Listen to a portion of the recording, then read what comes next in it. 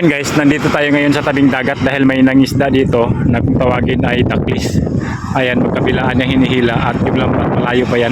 Kaya hintayin natin kung anong makukuha nila. Maya maya yan. Tingnan natin yung mga nahuhuli nila dahil kuha tayo ng ulam o bibili ng maulam natin. Sige, guyod! Yan guys, nakikita na yung lambat doon. Doon sa kabila, palabas na nila yung lambat. Ayan na.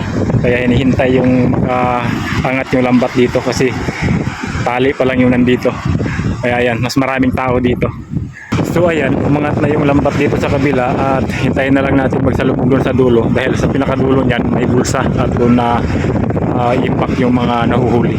So ayan na nga guys, yung mga dilis na puti na dumidikit. Ayan.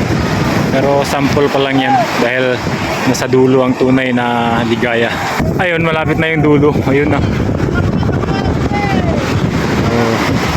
Nandun yung bulsa. Yun.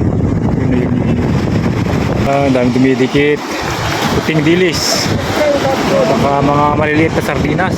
Alright. So ayan, lapitan natin yung bulsa. Ito na. Sorry. Kunti lang yung laman.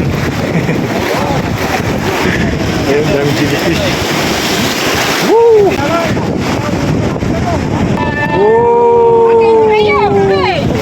Pagi, ganito.